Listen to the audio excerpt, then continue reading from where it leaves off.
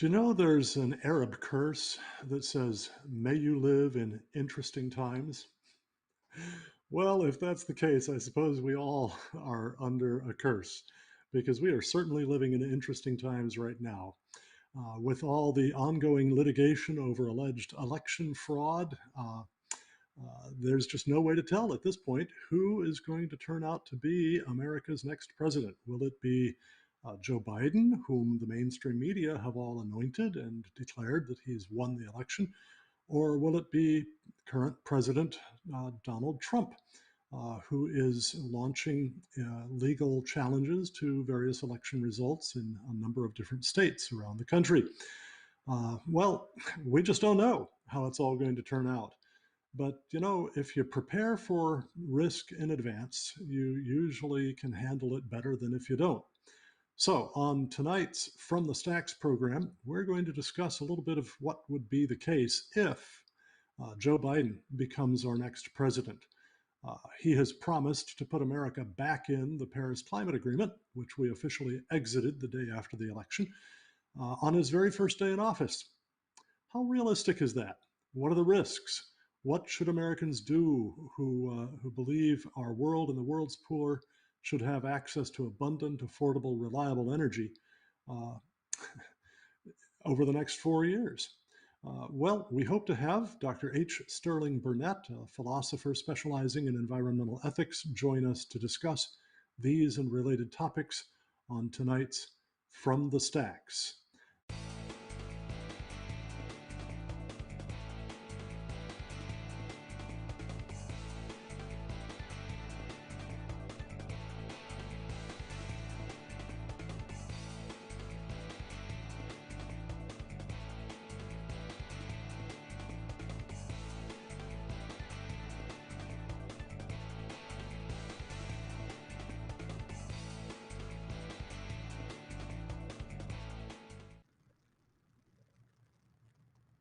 Hi, I'm Megan Kennard, Director of Operations and Communications for the Cornwall Alliance for the Stewardship of Creation. You can learn more about Cornwall Alliance on our website, www.cornwallalliance.org. We'll answer questions live tonight. Just put your question in the comments box on our Facebook live stream, and I'll check those periodically. Now, would also be a great time to invite your friends to join us. Tonight's topic is very timely.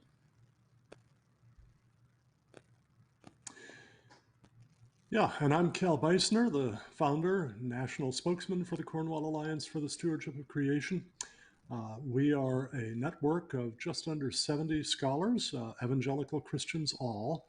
Roughly a third are natural scientists, roughly a third are economists and policy wonks, and roughly a third are theologians, philosophers, and pastors and other religious leaders.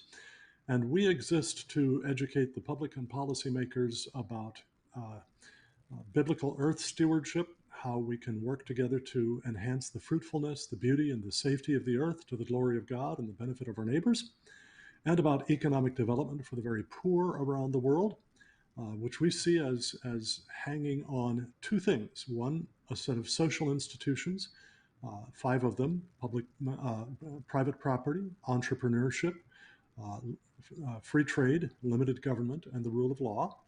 And another important prerequisite to economic development and growth is access to abundant, affordable, reliable energy.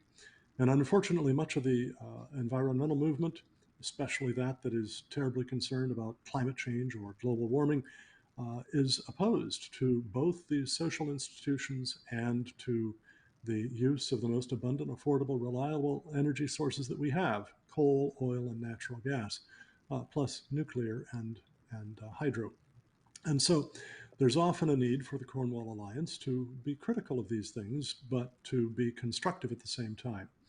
And then the third thing that we're wanting to educate the public and policymakers about, indeed everyone, is the most important of all, and that's the gospel of Jesus Christ, the good news that God so loved the world that he gave his only begotten Son, that whoever believes in him should not perish, but have everlasting life.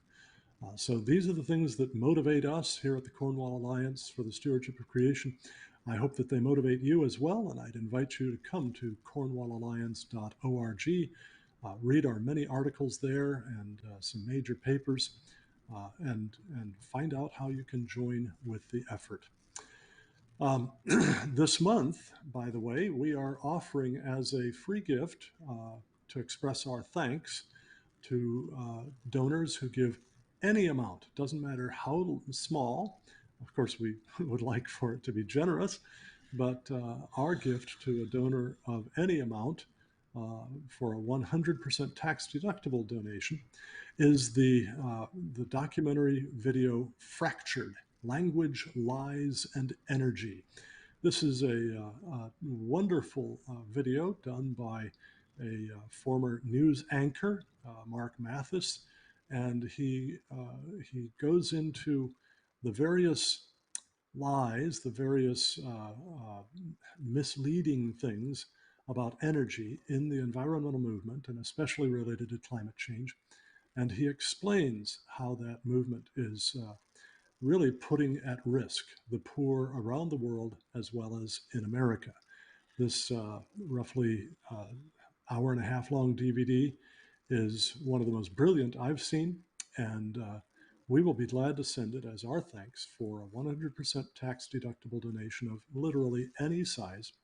To request your copy, just go to cornwallalliance.org, click on the donate button, fill out your donation, and in the comments line, write fractured and then mention promo code 20-11. That's promo code 20-11.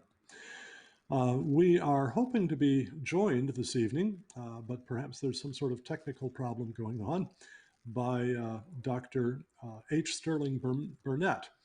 Sterling is a friend of mine going back about 20 years. He is a senior fellow of the Heartland Institute on Environmental Policy, and he's the managing editor of Heartland's Environment and Climate News and editor of Climate Change Weekly. He is a PhD in applied philosophy. So, trusting that he will be able to join us shortly, we hope to get you more involved with Sterling and for you to come to understand him a bit.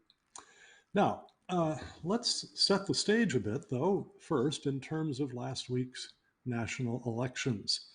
Legal challenges are, of course, underway, and no matter what you think, the mainstream media don't determine who won an election. That all has to be determined by proper state authorities who will certify election results. And that doesn't have to happen in most states for several weeks yet.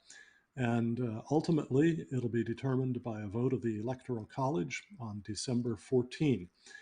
That vote will itself be determined by the certified results from the various different states.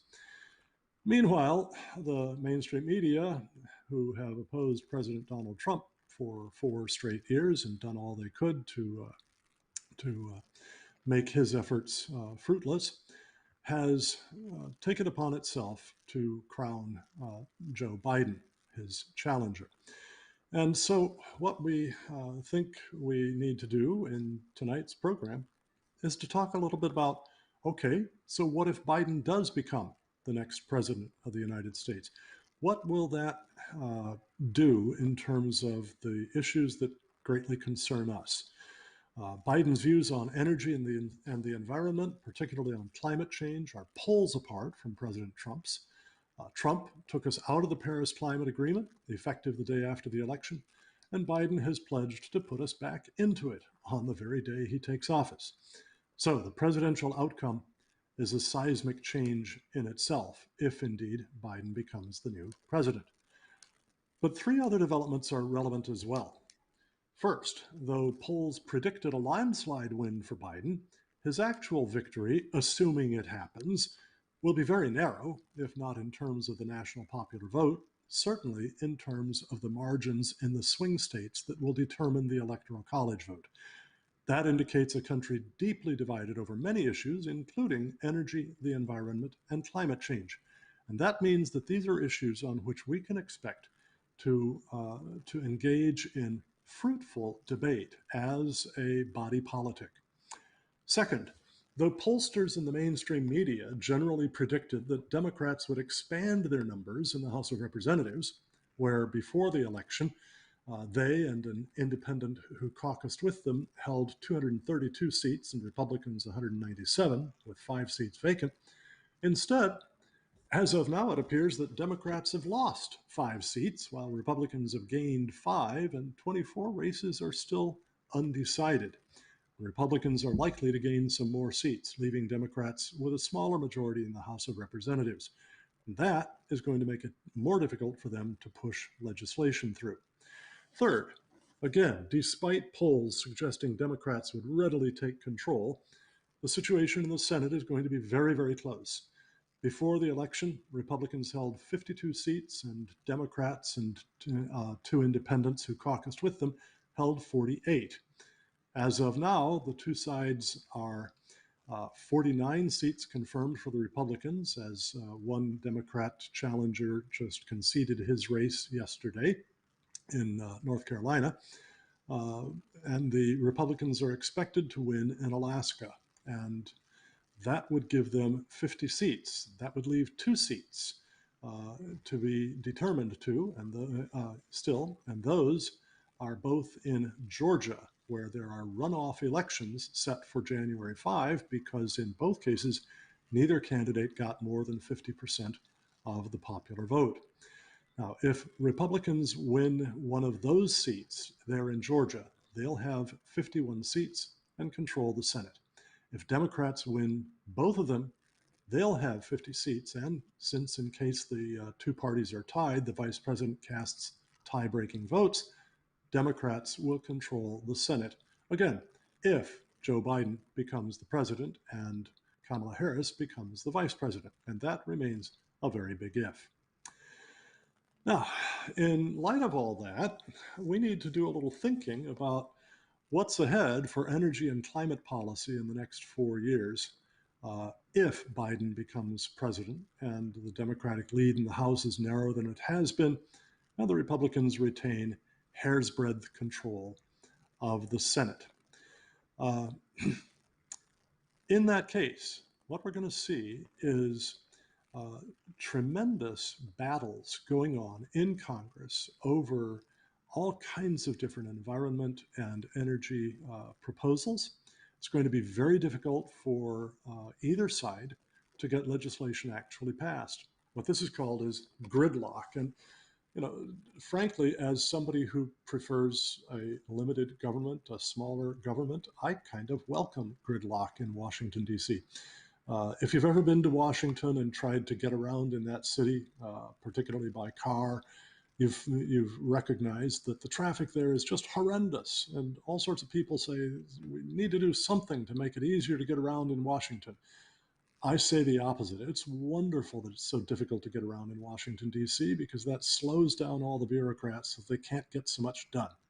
And we would prefer that they get less done, not more, as people who really prefer a smaller government.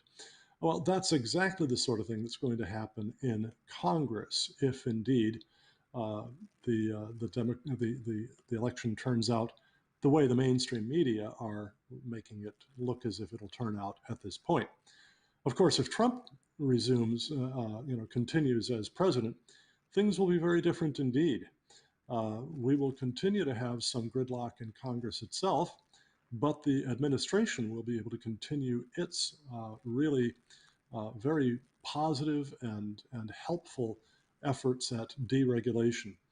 When President Trump took office, he adopted a directive for all of the federal agencies that for every one new regulation that was adopted, 2 regulations had to be taken off the books.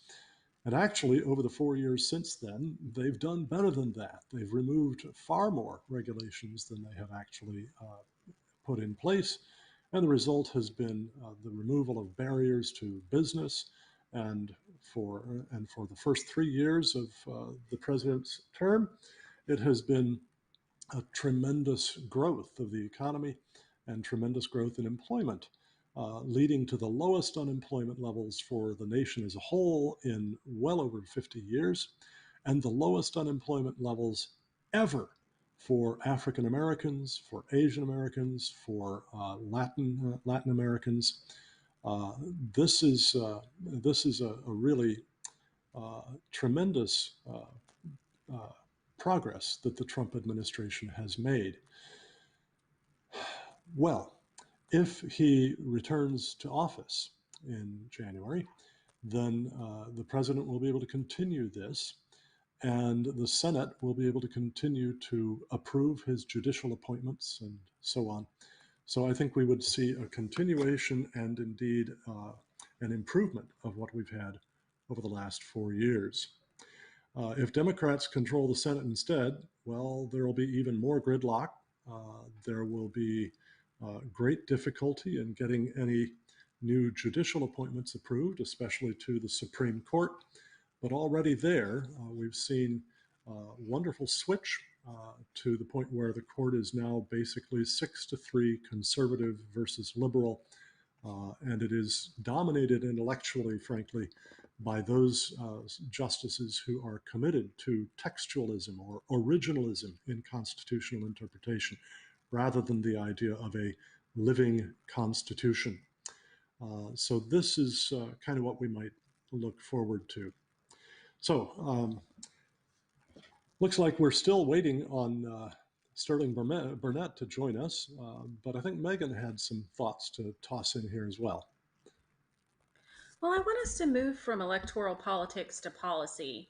And I want, Mm-hmm. Cal, for you to explain to our viewers what exactly was wrong with the Paris Agreement to start with, because we can't really talk about why it would be a problem if we get back into it if we don't know why we wanted out of it in the first place. Yeah, yeah.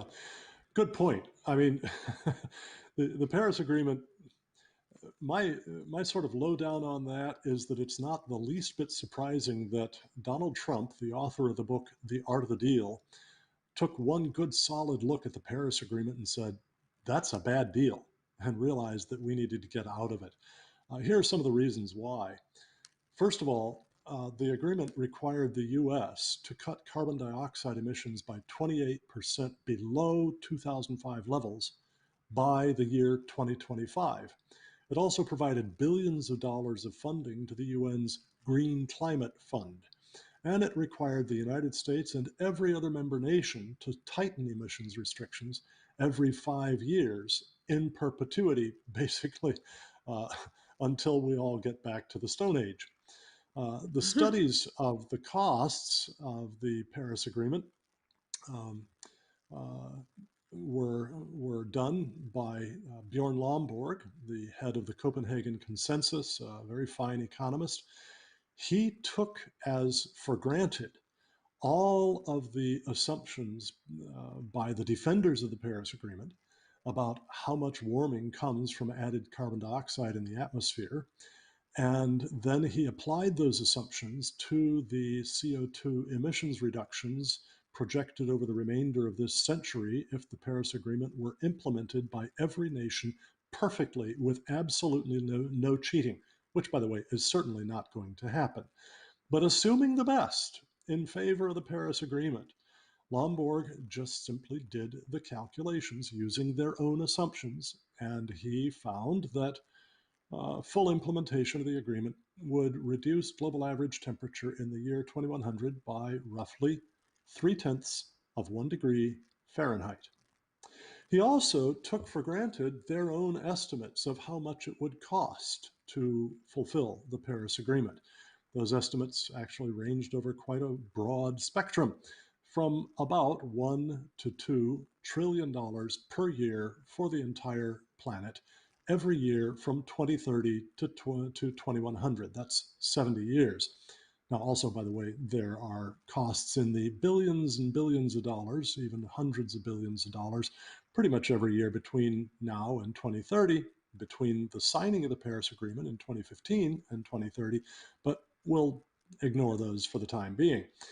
Just take that 70 years of $1 or $2 trillion per year and apply it to the 3/10 of a degree Fahrenheit of averted warming. What do you get? Well, we're paying anywhere from 23.3 to $46.6 trillion per tenth of a degree of abated warming. And that's just simply absurd. That amount of temperature change has no impact on any ecosystem. It has no impact on human well being, on the functioning of any part of the human economy, from farming to manufacturing to retailing or fishing or anything else. It is utterly irrelevant. And so clearly, to pay 23.3 to $46.6 trillion per tenth of a degree Fahrenheit of reduced warming is a bad deal. And that's why President Trump took us out of it. That is basically what's wrong with the Paris Agreement. But if Biden becomes president and puts us back into it, we will be stuck with shouldering the United States part of all of that. Uh, by the way, the Green Climate Fund is supposed to transfer $100 billion a year from developed nations around the world to developing nations. And guess what country, if it got back into the Paris Agreement, would be saddled with the lion's share of that fund? The United States.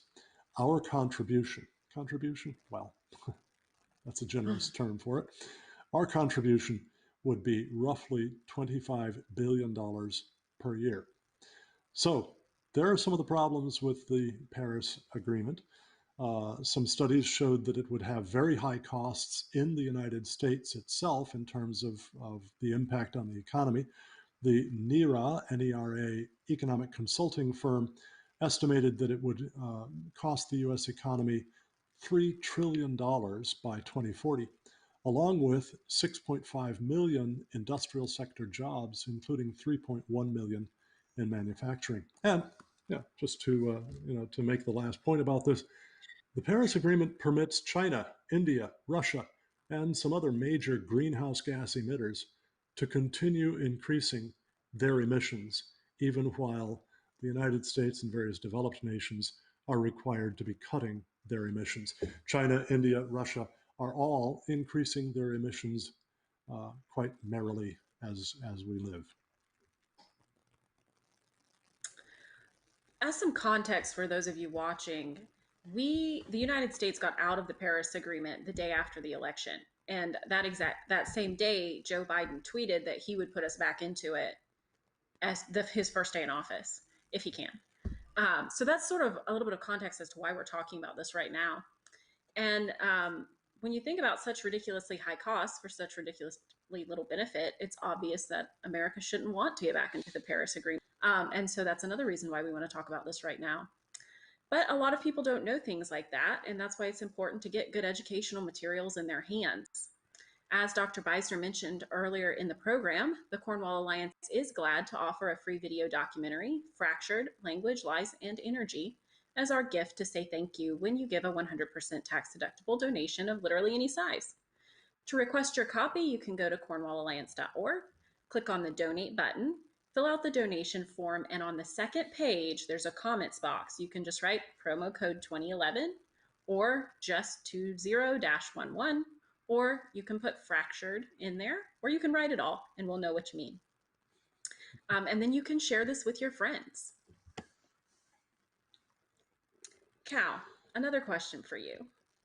Okay. President Obama put the US into the Paris Agreement without putting it before the Senate, treating it as if it were a mere executive order, not a treaty, which requires 2/3 approval by the Senate. First off, it boggles my mind that that was legal. So Trump then proceeds to get us out of it. Can Biden just put us back? I mean, it took President Trump, what, 3 years to get us out of it? Can Joe Biden put us back in if he is elected president with just the scratch of a pen? Can he do it? Well, yes, maybe. As far as any restrictions here in America are concerned, uh, he probably can do that.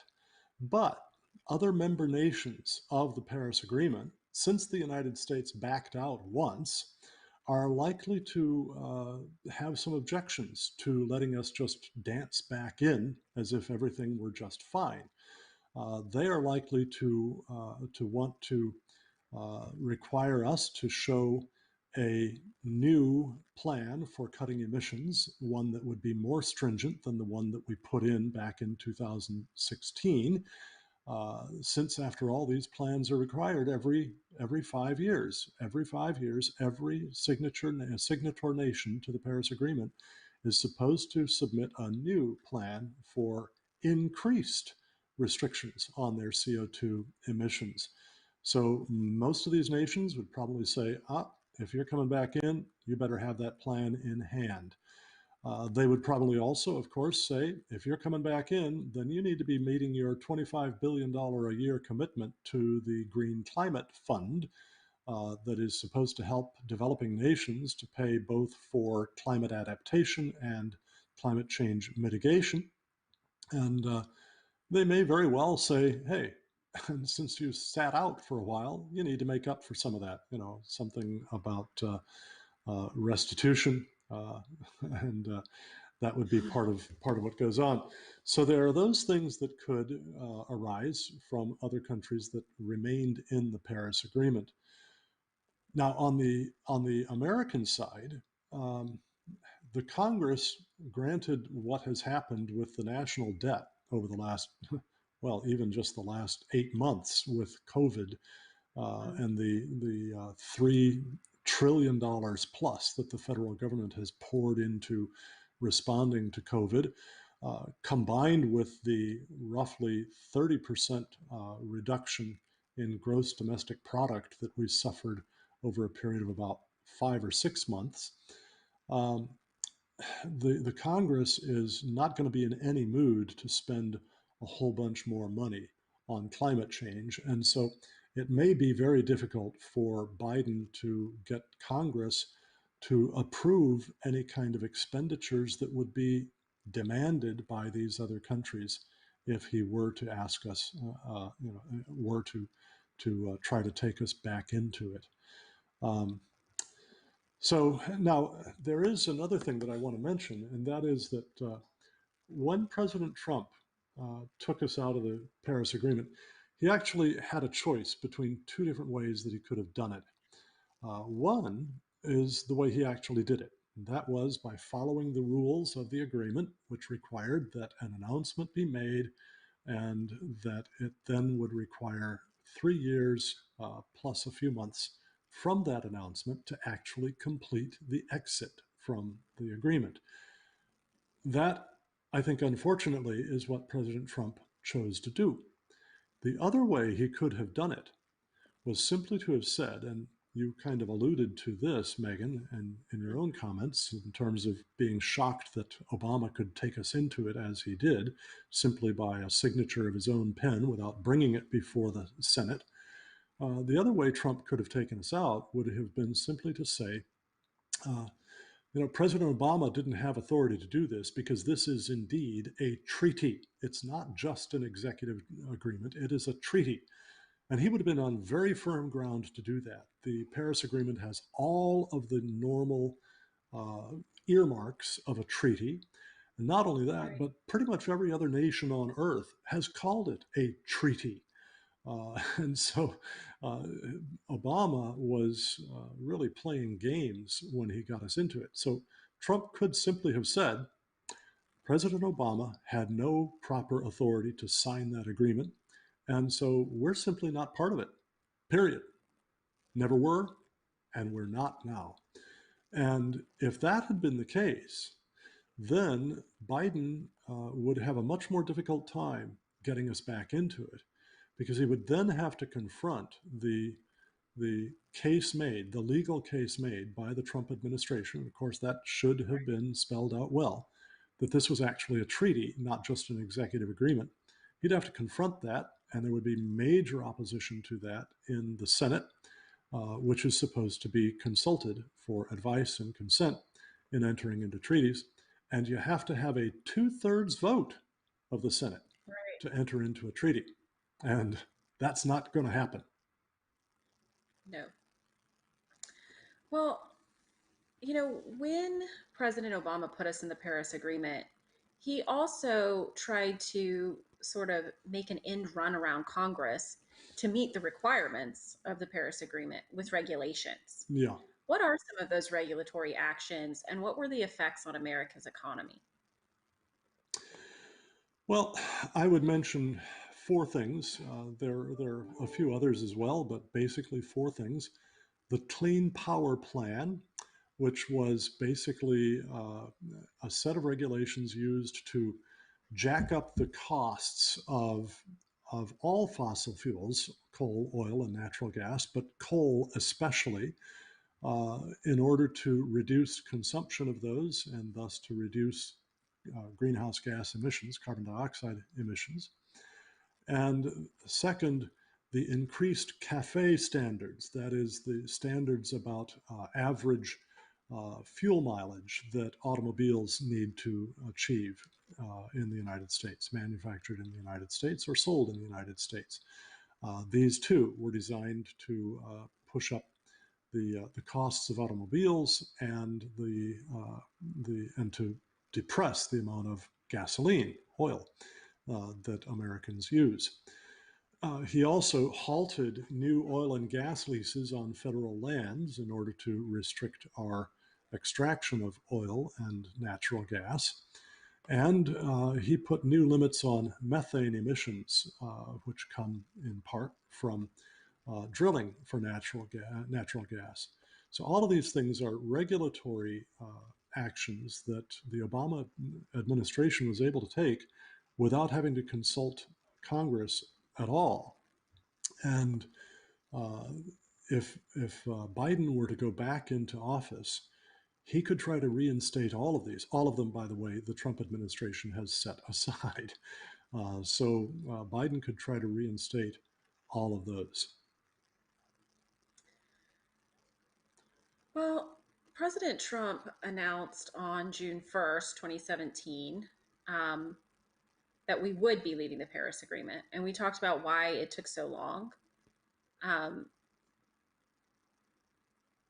so would it be an immediate entry if Joe Biden does manage to get us in there back into it? Do you think he would manage to do it quickly? Would it take so long potentially that in 4 years maybe we wouldn't make it back in before another presidential election? Do you think we have a chance of that? Oh, no, it would certainly not take that long. I don't know that it can be immediate, as in he signs a document and bingo, we are new members, returned members of the Paris Agreement. Uh, but it could be done pretty quickly if indeed he doesn't have to go to Congress, to the Senate for approval. If he goes to the Senate for approval, he won't get it, period. There's no way that he'll get two Right. thirds vote there in the Senate. We were talking about Dr. Burnett and hoping he would join us tonight, but he wrote in an article, and this is a quote: "As for effectively combating climate change, nothing really changed when the U.S. withdrawal from the Paris when the with the U.S. withdrawal from the Paris Agreement." Do you know why that is, Cal? Well, it's because actually, unlike pretty much every other country on Earth, the US not only met the carbon dioxide emission reduction plans that it had outlined as a part of its role in the Paris Agreement, it actually exceeded those emission reductions. That was primarily not during President Obama's administration, uh, but rather during the administration of President Trump, who opened up plenty of federal land to oil and gas drilling, who also took away the new regulations. He didn't take away all regulations on methane emissions from natural gas drilling sites, but he took away the new, tighter ones. And by the way, there was no risk to human health that came from this. So he did this, and as a result, the price of oil and natural gas plummeted. All Americans benefited immensely from that. And one of the consequences of that was that natural gas, which is a major competitor with coal for use as a fuel to generate electricity in generating plants, natural gas became actually cheaper than coal in many locations, and therefore we were burning less coal. Now, coal can be burned with very low emissions of any kind of pollutant that's actually harmful to human beings. But you do get a whole lot more carbon dioxide from coal than you do from natural gas when you burn it to generate electricity. Well, the consequence of this, of course, is that as natural gas took more and more of the market away from coal, our CO2 emissions fell, and they fell dramatically. So we actually were achieving more than we would have achieved if we had simply done what we had promised to do under the Paris Agreement. Meanwhile, other nations around the world were not meeting their commitments at all. And by the way, some of them had made no commitments at all. China and India, for example, had in their individual national intentions, determinations, their INDs. China and India had simply said, well, we're going to continue raising our emissions through through the year 2030, and after that, we will consider possibly reducing our emissions. So that was no great achievement on their part. So the reason that effectively combating climate change, nothing really changed with the U.S. withdrawal from the Paris Agreement, is that the other nations weren't doing anything significant anyway, and the U.S. came out and did better than what it would have done if it stayed. I see that Dr. Burnett has been able to join us now. Sterling, Yep. welcome here. Apologies. So sorry for being late. My internet crashed earlier today, and it reset my Outlook, and I had it down for 6:45 instead of 5:45. Oh no. So anyway, Well, glad to see you back here with us. It was yep. a lot of fun I having heard just you a little with bit. us I heard about a just a little month and bit a of half what you ago. said. Yep. Okay. Heard just a little bit of what you had to say. So Well, so I'm you've trying to covered some take of the your ground. place. Yeah. No, you covered some of the ground. I'm not sure you've covered all the ground though. So I don't know. Did you talk about? Well, Go ahead. go ahead and make some additions. Well, all I heard was the part where you were talking about how nothing much changed because, um, I mean, the U.S. was already out. We had been Mm-hmm. doing nothing for 3 years now. So Yeah. that hasn't changed by making it official. Um, our emissions continue to go down, and the rest of the world's emissions continue to go up, despite their continued commitment to the Paris Agreement. So nothing changed there. Um, uh, the truth is, if Biden becomes president, he promises to take us back in. Um, that will change some things for the U.S., but it won't change anything for the Paris Climate Agreement. And when you talk about Paris, it seems to me the most important thing you should talk about is whether it will be effective. And I don't know if you covered that or not. Yeah, actually, we did. We used the figures that Bjorn Lomborg came up with: three Yep. tenths of a degree Fahrenheit of averted warming by 2100, at a cost of 70 to 140 trillion dollars, or Yeah. 23.3 to 46.6 trillion dollars per tenth of a degree Fahrenheit of temperature reduction, which the author of the Art of the Deal said was not a good deal. Yeah, well, I don't. I think he actually overstates the case. I think that it will be less than 3/10 of a degree um, of warming averted. But the most important thing is they set a target, and the target is to prevent a warming of 2 degrees Fahrenheit. Actually, they really wanted closer to 1.5 Celsius. degrees Celsius Celsius. above Celsius. Celsius above pre-industrial levels. That was the target, but the agreement was 2 degrees, and yet at the end of the at the conclusion of the agreement, analysis showed that the commitments won't hit that target, that they will exceed the 2 degrees Celsius target. So, in reality, from the start, it was much ado about nothing. And that's why, in Yeah. fact, they built in every 5 years you have to uh, review and update your commitments. Now, when they say review and update, they don't mean we find out warming is not happening or not as severe as we thought, and so we can relax our commitments. No, no, no. You have to make stricter commitments every 5 years, and that's where we are now. If Yeah. Trump succeeds in his challenges, if he ends up staying in the presidency, then nothing will Which is certainly change. what we hope will happen. Yeah, well, nothing will change. But if Biden wins, the Paris Agreement will still be no more effective in reducing future temperature. It won't prevent any sea level rise. Measurable sea level rise. I mean, if seas are going to rise 12 inches, it will rise 12 inches, 12 and 8 tenths. 11 and 8 tenths of an inch. Prevent 3 or 4 sheets of paper sea level rise. That doesn't seem like it's going to save much coast to me. So it'll still be ineffective, but it will have an effect on the U.S. because under the terms of the agreement, Biden signs a letter saying we're coming back in. We'd like to come back in, and within I forget, I don't think it's a week. I think it's 30 days. Within a month, you're back in. But they can set terms, and they're likely to say, "Look, we don't trust you.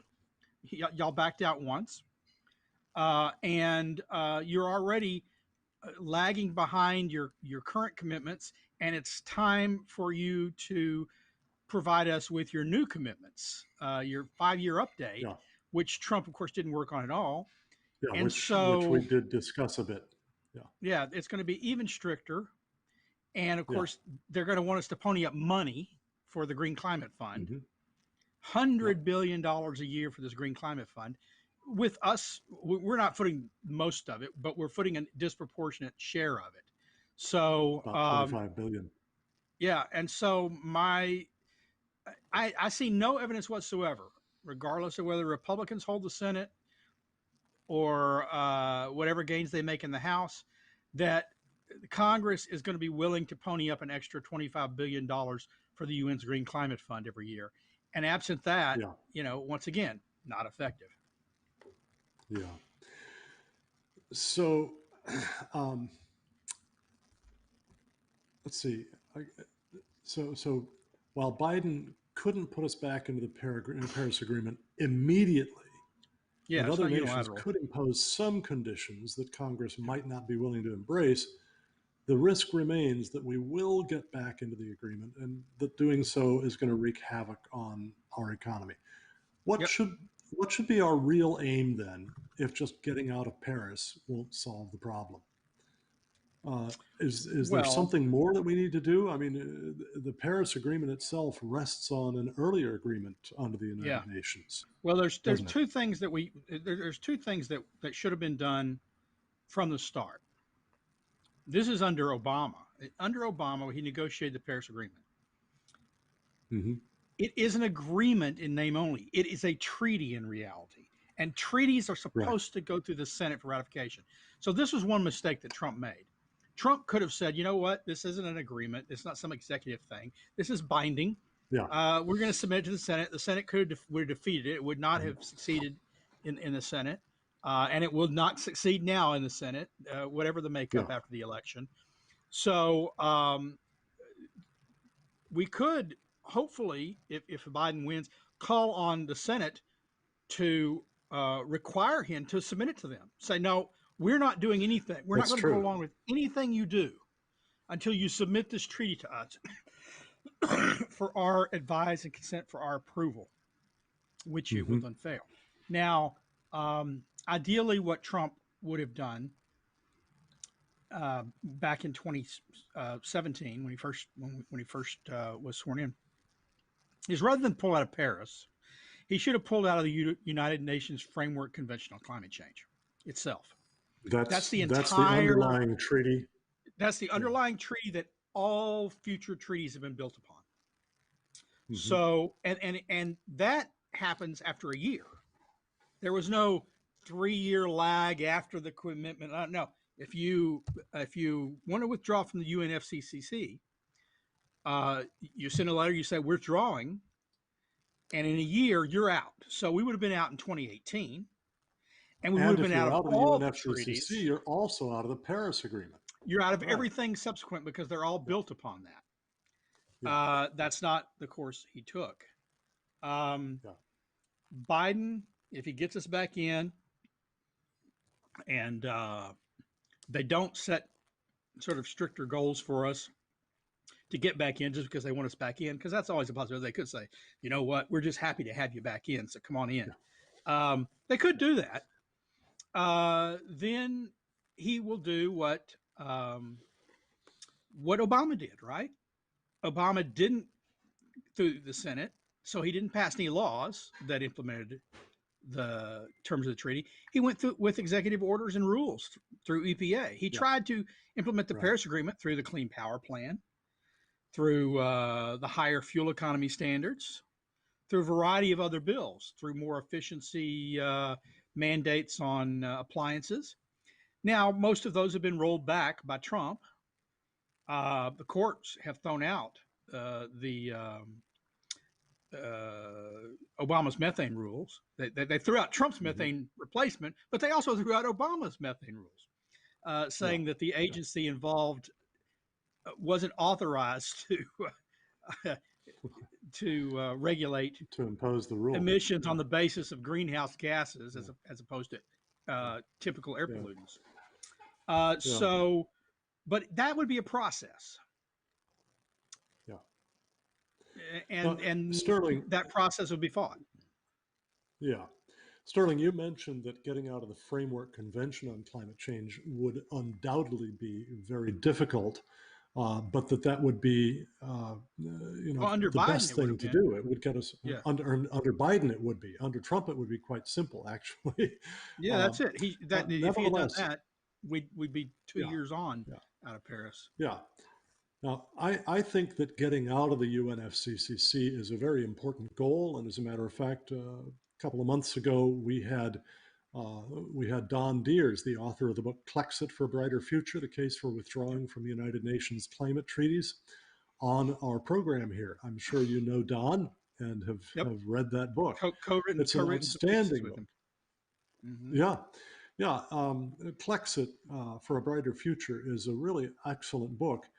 And, a couple of months ago, we offered that as our thanks for a donation of any size. And frankly, hey, it's passed, but we still have copies available. So we're glad to extend that offer again now as our way of saying thanks for a donation of literally any size.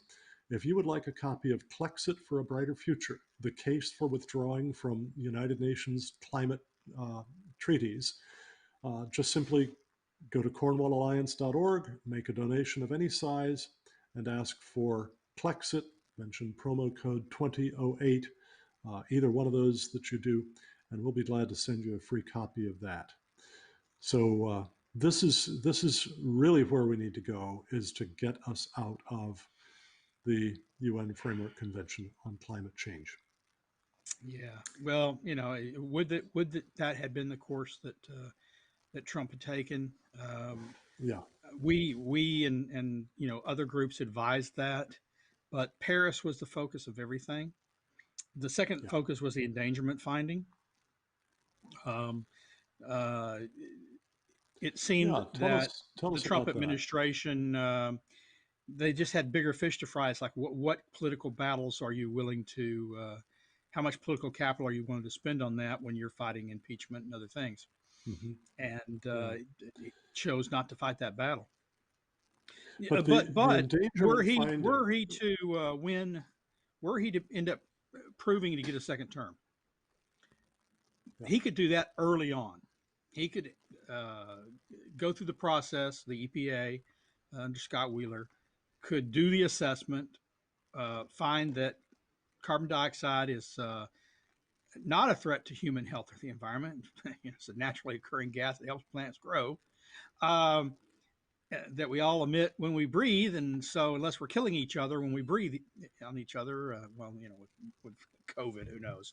But CO2 is not killing us, right? CO2 is not killing us. We've been breathing that forever, exhaling that forever, and they could issue that finding very early on, and that would undermine any future regulations unless Congress, Now, and which is but, how it should have been done in the first place. Congress should have but been the court shouldn't have allowed EPA to regulate CO2. The court shouldn't have told them that if you find it's in danger, you can regulate CO2. They should have said, no, that's not in the law. We're not going to extend the law. If Congress wants to regulate CO2, Congress needs to pass a law. And the law you're referring to is specifically the Clean Air Act. And the Right. Clean Air Act does not authorize the Does not executive name CO2. branch, the administration, to regulate carbon dioxide at all. And so, but what the EPA did as a kind of an end run around that was to make an endangerment finding about Yep. CO2 back in 2009, December of 2009, saying that CO2 emissions constitute a threat to public health, that they endanger public health. That provided the legal basis for regulating carbon dioxide emissions under the Clean Air Act. Now, Sterling, I know that over the years since then, I mean, obviously, when the EPA did that, it had to provide some sort of scientific basis for that finding. I think that the scientific basis back then was bogus entirely. Let's go. But in the intervening years, there have been some developments that show all the more clearly that there is no scientific basis for the endangerment finding. Can you just quickly Let's go run back a little down bit what farther. some of Let's go those back. some of those Let's new go back. developments are? Well, let's go back a little bit farther because it actually happened under Bush. So Mass versus EPA, Right. Yeah. the federal government challenged under Bush, and it was to regulate. 2007. Yeah, it was to regulate emissions from automobiles. They were challenging it for automobiles. Under California's and Massachusetts, they had their separate car standards than the rest of the U.S. had, and they wanted these all green vehicles. And at the time, the Bush administration and the EPA said, we are not authorized to regulate CO2. We've read the law. The law doesn't authorize it. And so they fought the case. And in that case, the Supreme Court found not that the EPA was authorized to regulate CO2. They said that according as they read the Clean Air Act, anything emitted into the air was a pollutant. Like bird feathers. That's literally what they Yeah. determined. They said anything Yeah. emitted. Right. So I live water out in the vapor woods. is a I live out in pollutant. the woods and it's early November. And guess what's happening? Leaves are falling off of trees all over the place. Those are things emitted into the air. And truly, Well, honest to goodness, if you read the Supreme Court's opinion, yeah, its decision water vapor. in Water vapor Massachusetts is versus a EPA, pollutant. Yeah, anything in the water air vapor. is a pollutant. Yeah. Anything that's emitted into the air is a pollutant. And so, basically, the Supreme Court opened up um, a Pandora's box of things that the EPA could expand its mission. But even then, Hmm. they didn't say EPA had to regulate CO2. It just said They that it said could. they said if it's a pollutant, you're allowed to regulate it. And to determine that, if you determine that that pollutant endangers human health or the environment, then they still said you're not required to regulate it. But if you don't, after you've got an endangerment finding, you have to give a justification for why you're not going to regulate it. Hmm. And so the EPA did come up with an endangerment finding saying it was a threat to human health and the environment, citing what? They didn't do any original research. Right. They didn't cite any skeptical researchers. They said we have Which, by the the way, was United required Nations. by law. Of They course, were it was. supposed to do their own original resource Yep. by law, Yep. and And they instead did. they just took the Well, word they of the didn't. UN They said, Intergovernmental here's the Panel on UN Climate Change. IPCC's report. It says it's a threat to human health and the environment. On the basis of that, we issued an endangerment finding. Now the Right. question is, do we regulate? And Hmm. at the time, it was argued, look, this isn't just limited to cars. It's supposed to be in Mass EPA. It's all about cars. But if you open the door here, you open it for every other source, every other major source Yeah. regulated under the Clean Air Act. And that's what happened. Now, since that time, um, we've had a hiatus of quite a long period of time where emissions kept going up, but temperatures weren't changing. We've had a lull in hurricane activity. This year's a an amazing year of hurricane activity. There's no question about that. But we had Although, uh, hey, let me just quickly interrupt you there. We had Neil Frank, who is the former director of the National Hurricane Center, on our program a couple different times, and frankly, I'm intending to invite him back when we get to the end of this hurricane season, because Dr. Frank, who's really one of the world's top hurricane experts, explained to us that there have been changes in the criteria by which the National Hurricane Center determines what storms are going to be named as tropical storms and what storms are not. And under the old criteria, as of the end of July, 4 out of the 8 named storms at that point would not have been named under those old criteria. So I want to get him back on the program and say, okay, Neil, uh, you've looked at all of the named storms this year.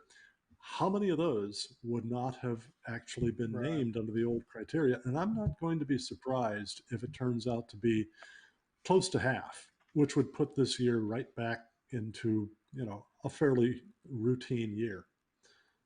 Well, I'd be surprised if it were that low, but I could be wrong. He could be right. But regardless, even if you count it under the new criteria, it's a 1 year Mm-hmm. anomaly. And what we had Right. were, uh, we had, uh, was it, I wish I had We my had data in front of me. almost 12 full years Yeah, without a 12 single years, Category 3 hurricane three making hurricanes landfall in struck the in the U.S. US. Yeah. The longest period in U.S. history since the Yep. endangerment finding, right? Uh, Yep. the a record low number of hurricanes over that period, not just Category 3, but a historic low number of hurricanes over that period since the Yep. endangerment finding. These are things they would have to take into account. They should also, when they are looking at the impact of carbon dioxide, be looking at the impact on crop yields. You're supposed to take the benefits and the costs into account of these things. Mm-hmm. And Yeah. had they done that, as opposed to ignoring any benefits of CO2, they'd Yeah. find that fewer people are hungry today because of the increase in crop yields, more production, Yeah. record yields set almost every year. There's all sorts of new science that, remember, they didn't do their own science before. Had they done it, they probably almost certainly wouldn't have done an endangerment finding. But certainly since that, if they were to review the the the comprehensive record of the science, not a narrow, Yeah. politically chosen slice of the science, um, it'd be hard for them to argue with a straight face that carbon Yeah. dioxide is a threat to human health. Yeah. And if the endangerment finding were reversed, Yep. then, as a matter of fact, without an endangerment finding, the EPA doesn't have any authority to go ahead and regulate carbon dioxide. So that's a That's really correct. important goal for us, for the Heartland Institute, for various other organizations who are making the same arguments that we are. That's a big goal for us in the coming year, is to make the case that this endangerment finding was badly based in the first place, and that in the now 12 years since it was made, almost 12 years, the science has gone in the opposite direction. Well, Yeah. Sterling, I regret that we're running up against the time boundary here. Sorry that your internet Well, you said problems you might go delayed long, and if you your want to, I joining can us. stick around. But if you Well, have to get off, I actually, do we're apologize. We do have one question Megan. on Facebook that I would like to Okay. ask before we do get off. Michael Yeah. wants to know, of the 70 to 140 trillion in costs from 2030 to 2100, how much will the US Yeah. pay? Is it 25% or more? Oh, no, no. No, that figure is unrelated to the question of the Green Climate Fund. In the Green Climate Fund, the US would bear almost 25% of the burden for that. That would be $100 billion a year, every year starting with 2020, I think, or is it 2021? No, it was the But the Green Climate Fund was US supposed would, to be fully funded by 2020, and so 25 yeah, billion this year and every year thereafter. right. But the 70 to 140 trillion dollars per year is not a measure of how much, how much money a government has to cut a check for to any, to the UN or something like that. No, instead, this is a measure of the reduced economic production around the world because of the various different actions pursued under the Paris Agreement. It would cost the world's economy roughly 70 to 140 trillion dollars. That is $1 to $2 trillion per year. For the U.S. economy, the possibilities are that it would probably cost us around $1.5 to $2 trillion a year, and then the other uh, the rest of it would be divided up among the rest of the world. But it's not the same thing as saying, okay, what proportion of the climate change, the Green Climate Fund, do we have to support? Well, in fact, So, if you look at Biden's plan, if you look at the Green New Deal, it would cost us much more than that, even if they don't try and oh relate yeah, it back to uh, yeah, to climate change or the Paris Agreement. Um, 90 93 was it $93 trillion somebody estimated the something like that. Yeah, yeah. I So think the American Enterprise Institute did an analysis of the Green New Deal that indicated that, well, we maybe could implement most of the Green New Deal, its actual clear climate related aspects, right. for perhaps $2 trillion a year to the US economy. But there's no way that the Green New Deal would pass with only those elements. And it has a bunch of other elements thrown in with it in order to bring more votes on in the Congress. Those things include things like free college and all sorts of other wonderful things, Medicare for all, and so on. Uh, Basically, a whole big, huge socialist agenda going under the name of Green New Deal. And the analysis indicated that it would cost about $9 trillion per year to the US economy to do all of what was written up in the Green New Deal. Now, Biden says that he doesn't embrace the Green New Deal itself. Well, he argues with himself from his past because in the past he clearly Right. did. But besides that, if you compare the Biden climate plan on his own campaign website with the Green New Deal, you discover that they're pretty much identical. So Which is not that's surprising certainly since they're both where written we're by the headed. same group of people, right? I mean, AOC Exactly. and Biden and Bernie Sanders and Kamala Harris, his vice presidential Yeah. running mate, they wrote his climate plan and they were the sponsors of the Green New Deal. So, gosh, Yeah. it's a real surprise. But um, it always puzzles me that we talk about cost in the abstract. Eyes glaze over when you're talking about $2 trillion a year. No one has any concept of that. But think about what it would require as far as changing over the entire electric system and all of our automobile and our entire transportation system to electric, getting rid of all natural gas, and building the building requirements coming into every home and every business in the country, and doing it all by 2050. Um, there's not enough labor in this country. This is why I think they support open borders, is because they're going to have to depopulate entire countries to do just the energy portions of the Green New Deal. Yeah. It's going to be like when we Yeah. brought in Chinese labor to build the Transcontinental Railway. We'll literally have to bring in labor to have enough people to go in every house, every business in this country, and retrofit it with the right windows and the right insulation, and all of that. Build every car, build every wind turbine, erect every wind turbine. And how many environmental laws are we going to have to waive to do that? Oh, huge, huge. Yeah, I mean, Yeah. look, you can't get a portion of a highway built in 10 years under NEPA. Here, in in a very short period of time, you're going to have to remake the entire economy. And you really think that's going to get through the process in any time, unless you just say, sorry, NEPA and all these other regulations don't count anymore. The only Yeah. thing that matters is doing this. That's unrealistic. Yeah. Well, Sterling, thanks so much for joining us again tonight.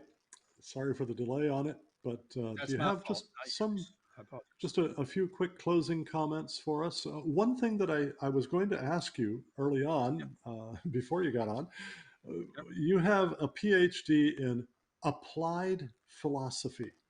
yep. Now, what is applied philosophy? I mean, people think of philosophers as, I mean, the term armchair philosopher, right? Ivory What is towers or applied philosophy? well, it can be multiple things. There are a lot of branches of philosophy. There's aesthetics, which deals with the philosophy of beauty and art. There's linguistics, which Epistemology. deals with language, and epistemology, which deals with knowledge, and there's ethics. Well, most of the applied philosophy falls into the philosophy of science and the philosophy and ethics, or political Hmm. philosophy, and it deals Uh-huh. with at least my work in it deals with the rights, the right and wrong of how to treat um, each other in relation to our business activities, our medical activities. So, medical ethics is a big branch of philosophy now, of ethics Hmm. now, and that's applied philosophy. You're not talking in the abstract about whether uh, humans can live without a soul. You're talking about life and death decisions. That's applied. That's about as Yeah. applied as you can get. Uh, Yeah. there's legal ethics that have to do with following the legal canons and rules, especially when they may clash with notions of what right and wrong. You're an attorney Hmm. who knows your client committed heinous crimes, and yet you're supposed to defend him zealously and as he wishes. You can't lie on his behalf openly, supposedly, but you can say, I don't want to know the truth, and then go forward. Hmm. So there's legal ethics and environmental ethics. It deals with man's, for some people, it's man's responsibility towards nature. For me, it's man's responsibility towards man vis-a-vis the natural world. In other words, Yeah. if I take actions that harm the natural world, that harm you, then you've got a right of action against me. If Yeah. certain rights are violated. So uh, applied ethics, it's a normative. It's all normative, Yeah. and it can be informed by various different philosophies that aren't necessarily Marxism is a political philosophy, and it has a view of human nature. And um, I often point out to my friends who say environmentalists are Marxists. It's like, well, not Marxists in the sense of Marx would have believed, because for Right. Marx there were two things in the world: humans and everything else was supposed to be used for humans. He would have, endangered species. What's that? Uh, Forest, cut them down to build, houses for the proletariat.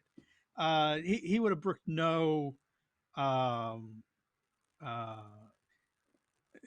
concern for the environment other than its use for human being. And of course, that's what happened under the old Iron Curtain, right? Is you go back there, Yeah. the old Soviet Union. You go to China today. You go to Cuba, and it, they put industrial development on the front burner, um, misapplied resources and destroyments. Much worse Yeah. environmental problems than anything in any Western country. Which reminds me, by the way, of one other book that we offer at the Cornwall Alliance. It's a book called Is Capitalism Bad for the Environment? A book that I wrote a few years ago.